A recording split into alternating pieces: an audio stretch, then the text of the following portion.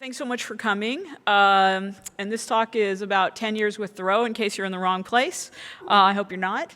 And my name is Tracy Fullerton, and I just spent more than a decade making a video game about a classic book called Walden, or Life in the Woods, which is a pretty crazy thing to have done. And for those of you who don't know, you probably mostly do, but I just want to be sensitive. For those of you who don't know, Walden is a book by Henry David Thoreau, who was a naturalist, a philosopher, and a hermit who lived alone on the shores of Walden Pond in Massachusetts from 1845 to 1847, and he wrote about his experiences there. He wrote about why he went to live there and his thoughts about life and how we should live it. And the game that I made is a first-person exploratory narrative with a light survival set of mechanics, and it's set in an open-world simulation of Walden Woods over the course of Thoreau's first year at the pond. It actually just shipped on Steam on yesterday, and it's also available on itch.io and on PlayStation 4. And it will be coming to Xbox this summer. If you come down to GDC Play, we'll have a booth and we'll be showing the Xbox demo in case you want to check it out.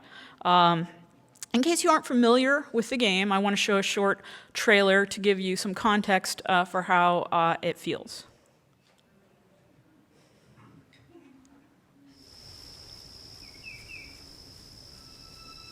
What if we could all go to the woods to live deliberately?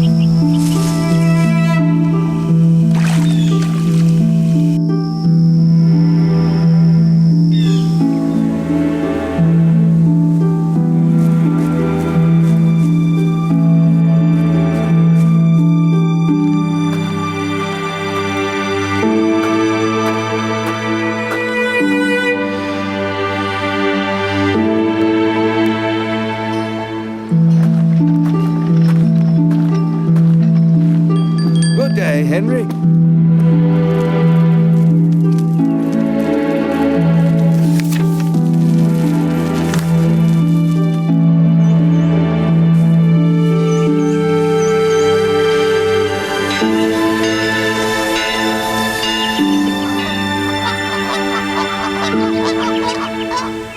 Play as Henry David Thoreau in Walden, a game.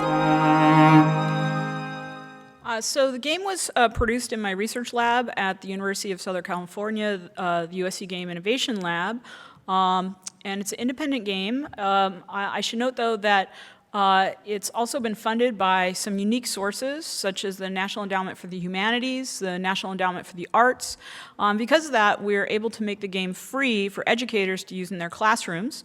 So in case there are any teachers in the room, this is where you can find out about getting copies for your classrooms.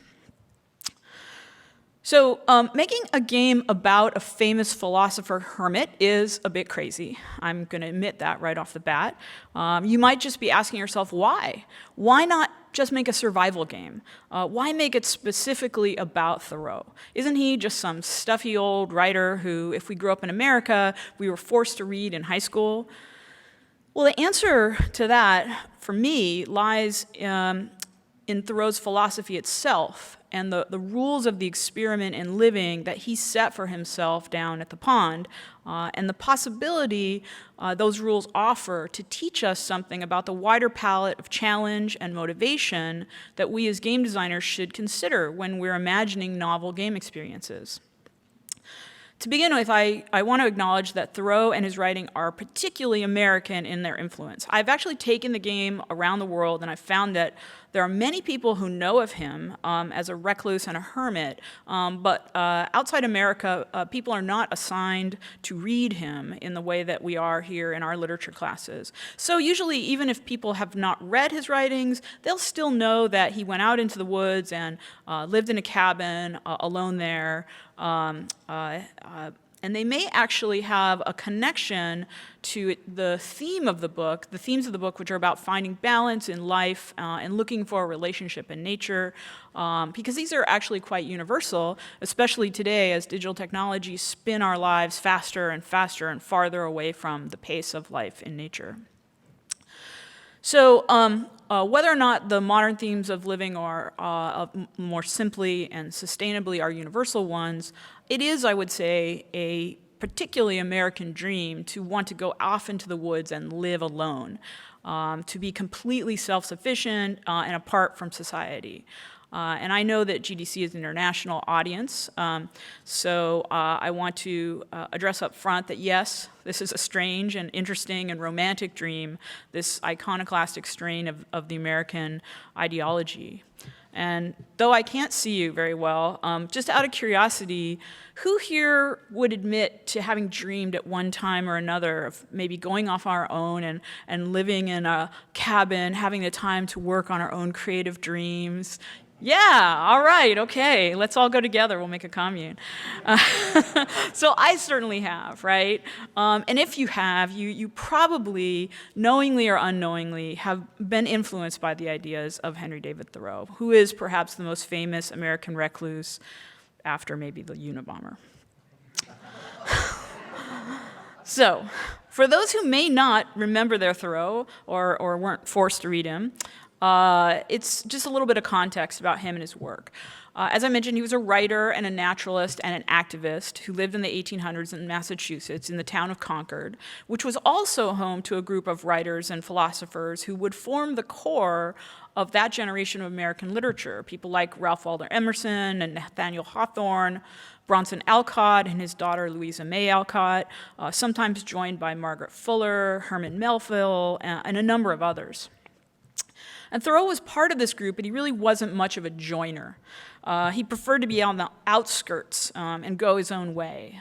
His most well-known work is probably On Civil Disobedience, an essay about the importance of throwing our entire lives, our bodies, into making the kind of change that we believe in.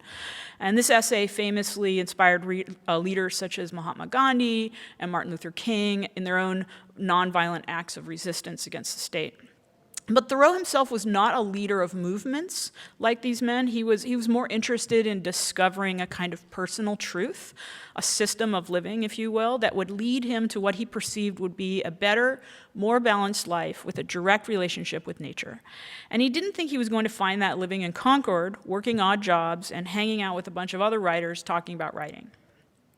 So, in the summer of 1845, on July 4th, Independence Day, he went out into the woods near Concord and built a cabin and lived there for 2 years, 2 months, and 2 days in pursuit of an idea about how he could best spend his time in life. He wanted to strip down his life to its bare minimum so that he could judge what was really necessary and what was superfluous, what was distracting him from really understanding the essence of life. Thoreau called what he was doing an experiment in living. But from a game designer's point of view, to me, it really feels a lot like a game he was playing. The rules were survive on as little as possible, learn ways to optimize your time spent on survival, and invest that time into discovering the secrets of nature. Maintain as high a connection to nature as possible without failing at survival.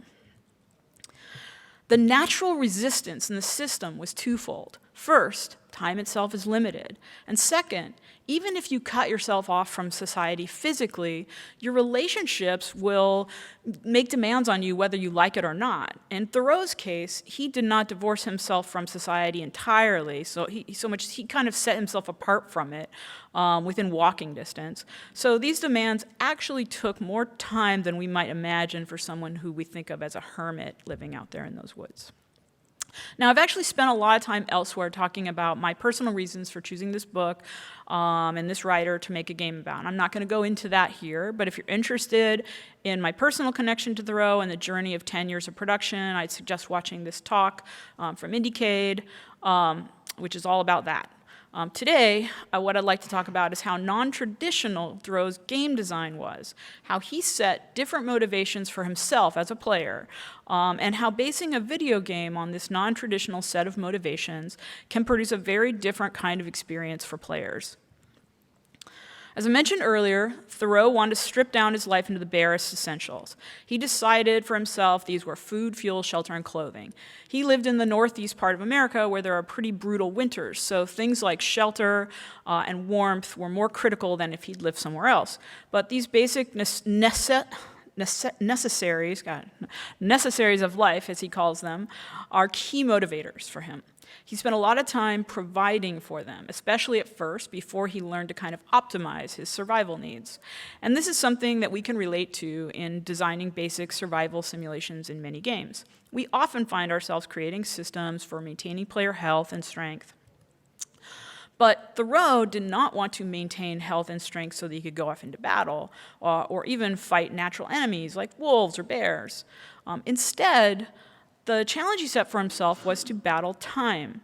He wanted to optimize his survival needs in such a way as to give himself more time to spend exploring the woods, interacting with nature at all levels, and gaining inspiration from those interactions. He used this inspiration to write pages upon pages and pages of notes in his journal, ideas about what he saw and thought each day, and how his life in nature differed from the life of his fellow men. The reward for Thoreau was not better clothes or a nicer home or even better tools. His reward was a wealth of ideas and experience. So this is where, in the design of Walden a Game, we had to diverge completely from a standard survival game. Once you've figured out how to maintain yourself in the woods, the idea now is not how to level up your house and tools or build yourself up as a warrior survivor, but rather to build yourself up as a lover of nature and the world. And in fact, in the game, if you fall into the trap of working too much on your survival, which we absolutely allow you to do, you will find that your life in the woods grows dim and uninteresting. The possibility of the space will literally close down, visually, orally, and in terms of the interactive opportunities. Many players don't realize this is happening right away because they've been trained by virtually all other games that there's only one true path in life, one core set of motivations that games mirror exactly. This belief that more is better, more food, more fuel, better shelter, better clothes, all of these make for a better life. And the value of riches and success are unquestioned in players' minds because most games reward that assumption. If you make a game where more is better, leveling up is good, players feel a sense of comfort with that, and their expectations about what they are supposed to be doing in your game confirm what they believe about life in general. So if your game has no other aim than to make people feel comfortable and confirm their general assumptions about life in a kind of acquisitionist context, this is fine. But Thoreau's experiment was about disproving these assumed constants. His philosophy was directed towards a different and more elusive goal. And because we wanted our player experience in Walden to reflect and in fact embody that difference, we needed a motivation system that would subtly lead players away from standard game goals and those rewards and towards the kind of questioning that had originally inspired Thoreau. We needed to make a game about a unique philosopher exploring the outcomes of an experiment and living under his own special rule set. A traditional motivation and a reward system would not suffice. We had to refer to mechanics like wealth and acquisition, resource management, item collection, leveling up, and the like, allowing players to earn money with odd jobs, farming or selling your manuscripts, and then using the money you earn to buy better tools or fancy fishing rods or more food storage, or even leveling up your shelter with a nice iron cook stove. But these gestures to traditional game motivation structures, and really to traditional life goals, are a trap in the game. They don't lead to the ultimate prize of play, which was, as Thoreau would have it, a life well lived. What generally happens in the game is that at a certain point, All of a player's inspiration has drained away as they have focused on attaining more things or responding to the demands of NPC friends, family, and colleagues who have literally chased after you out into the woods and demanded that you participate in traditional social structures. Your mentor, Emerson, wants you to keep writing and selling your manuscripts. Your family wants financial aid, financial help with paying their bills and emotional support, help grieving their personal losses. And the government wants you to pay your taxes like a decent member of society. And you can do all these things in the game if you think that that's right. And there may even be small rewards for you along the way by participating in these to-do items. But the bigger prize for you as a player lies in balancing your time between your goals of self-sufficient survival and a constant, deep relationship with nature and the inspiration it provides. Only by working constantly to sustain this balance will you find yourself both strong and healthy and able to have the time to explore and reflect on nature. And only by sustaining this balance will you have the opportunity to fill your in-game journal with ideas and inspirations. The very ideas and inspirations that will allow you, playing as Thoreau, to finally write the book that is Walden. One thing we absolutely wanted to avoid in the game was one single win scenario. When you're making a game about a philosopher who set out to challenge common wisdom about what makes life successful, it seems very wrong to provide a prescriptive and singular win scenario for players.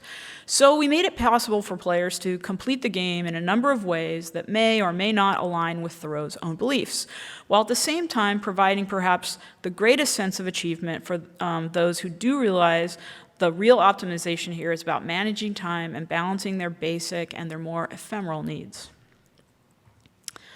So while one of the different outcomes of the games includes becoming a famous writer and earning substantial paychecks from your editor in New York, traveling to Boston to lecture on your experiences in the woods, to do this, you would actually need to break with your goals of self-sufficiency and buy things like a fashionable suit in order to go and do that lecture.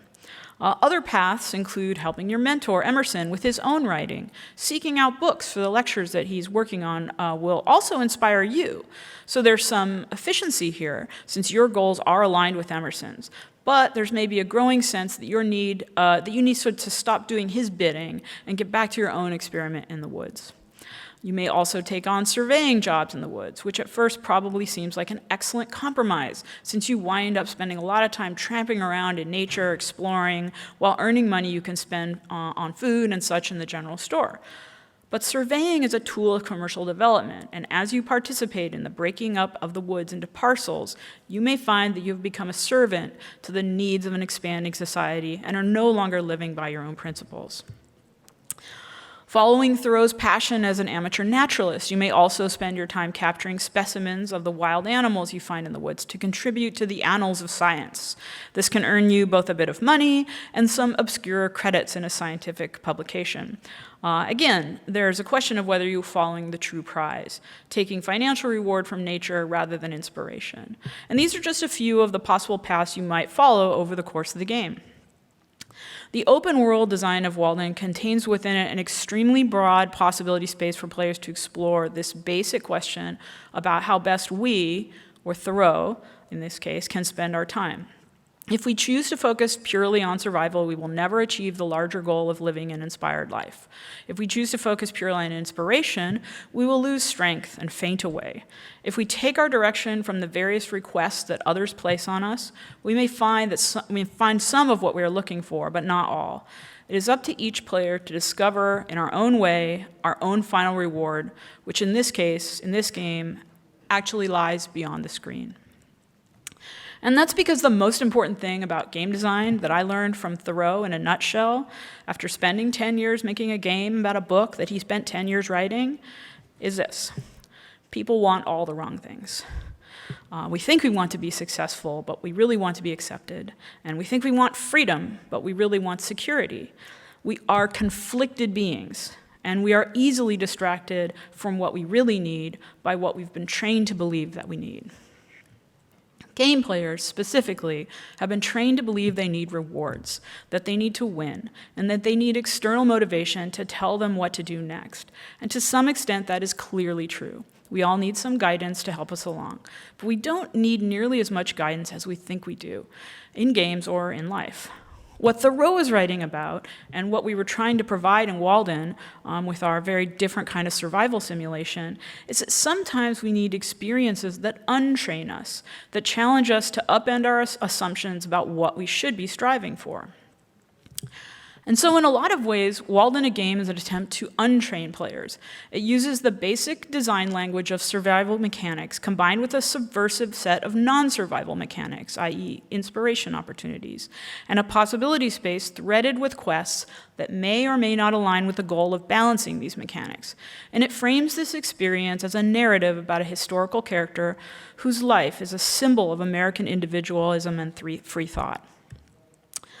That's a lot to put on the shoulders of an indie game. It expects quite a lot from our players in terms of self-reflection during play, and the ability to parse meaning from game mechanics, and a kind of literacy about meaningfulness in play. It assumes literacy with more than common traditional game mechanics, and a willingness on the part of players to accept that those mechanics are only one way of abstracting how the world works. If a player can recognize the difference between what is asked of them in a traditional survival game, for example, and Walden, and what is asked of them in life and in Walden, they may make a connection that equals the philosophical discoveries of Thoreau. In short, they may win our game. Quite frankly, this level of literacy is as rare in game players as it is in readers of literature. To play and discern abstract meaning from that play is a beautiful thing. But we as designers don't really train players to engage at that level. We don't expect it's expected of them that regularly. In the same way that we first learn to read with literal meaning and to see with representational meaning, we also first learn to play without abstraction. But there is a beauty in reading play abstractly that if we as designers begin to build into our systems of engagement, we may find ourselves able to express entirely new systems of ideas. Systems of ideas that go beyond acquisition and accomplishment as universal signifiers of success. Systems of ideas that may lead us and our players away from traditional assumptions about what motivates us in play and in life. And systems of ideas that allow us to express alternative philosophies as playful experiences. Before I conclude, I want to address one last thing, and that is that many people, when they hear that I've made a video game about living in nature, and specifically about Thoreau, the famous curmudgeon hermit of Walden Woods, they conclude immediately that this is too ironic to be true. And I understand this impulse. I made a video game about a guy who exclaimed to all that we need to simplify our lives. But here's the thing. He's a guy who wrote a book about it, which was the technology of expression of his time. All media is a technology, words, images, mechanics. These are all technologies of ideas and expression. So part of me says, no, it's not at all ironic to use the media of our time to express these universal questions about how we spend our time in the world. If anything, asking these questions in a video game is the most pertinent place for us to experience them these days. The real question is, do we know as players and as designers how to understand the non-traditional philosophies embodied in this playful system? Do we know how to play and how to design deliberately? I think I might have a few minutes for questions, if there are any.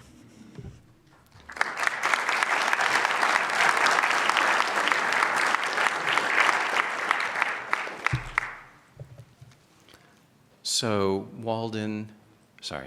Thoreau brought his laundry home to his mother so she could do it for him. Can you do that in the game? Yes, in fact, you can. The question is, can you get your laundry done by your mother in the game? And yes, in fact, we have an option for you to go home and not only have your mother do your laundry, but she's also possibly sometimes baked you a pie, so you can have pie. You can actually live in town, do odd jobs, and spend most of your time in Concord if you would like to become a Concord slacker. If you were going to spend the next 10 years of your life making a game about a different philosophy, what would you choose? Wow, that's really a wonderful question. My next game is actually not about someone else. My next game is a personal game that I'm working on, so I don't have a ready answer for you. Right now, I'm kind of embroiled in understanding how to make a game about something that is kind of deeply personal to me.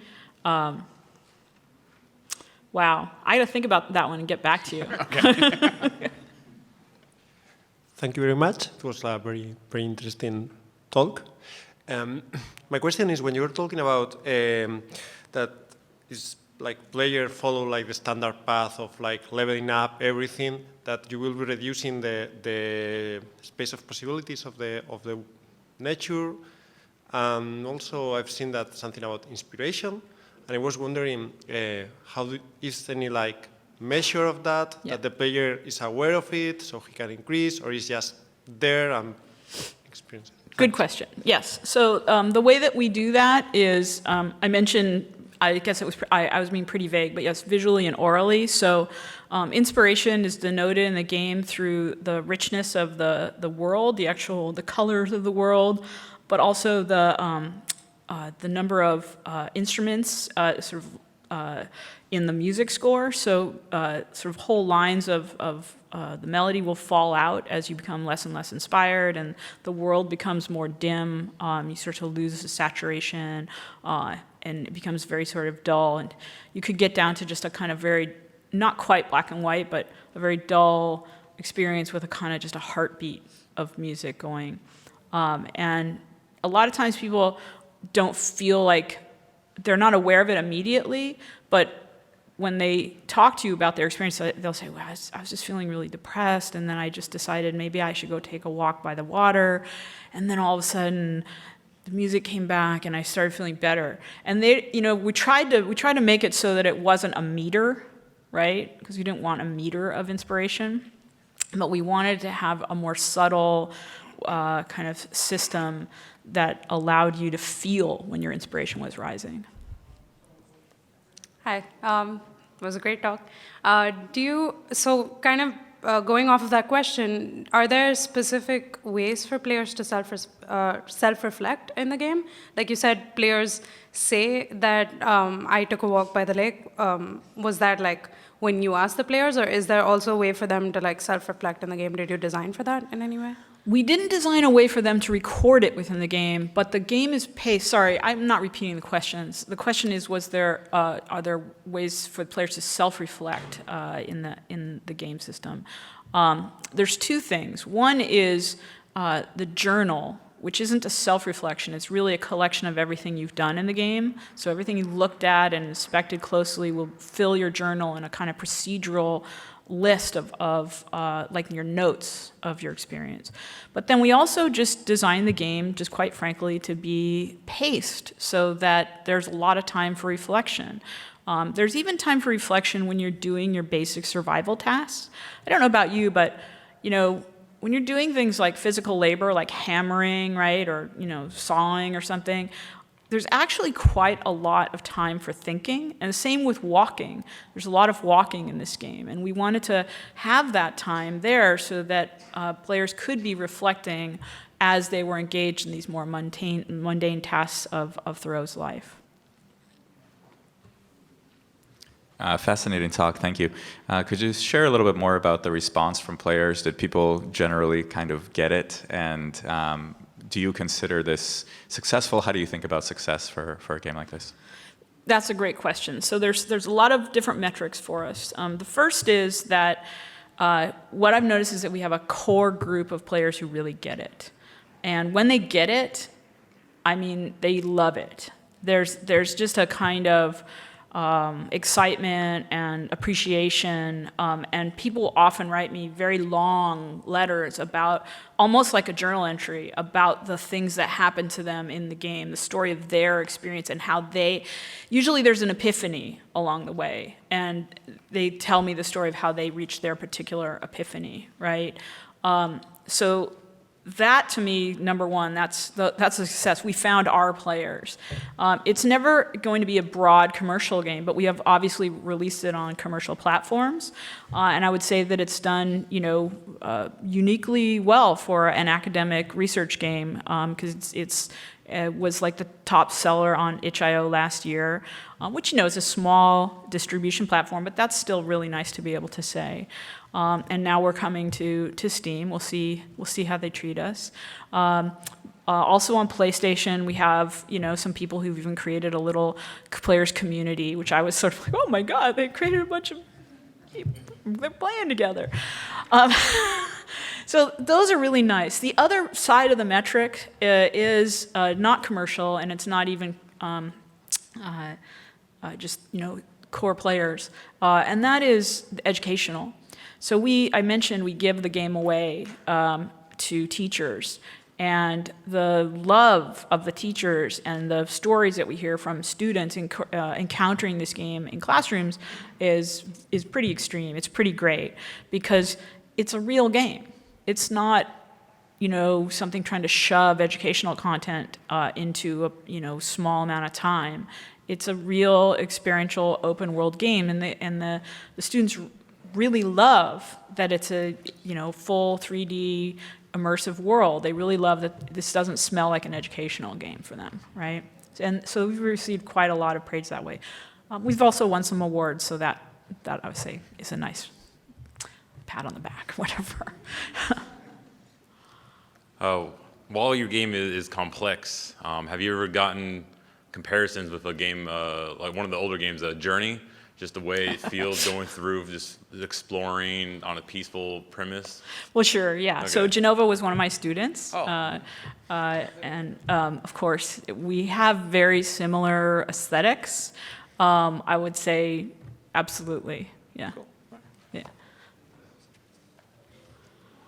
I think that's probably time. I'm not certain exactly when we're supposed to end. But if there are no more questions, I want to thank everybody for coming, and have a great GDC.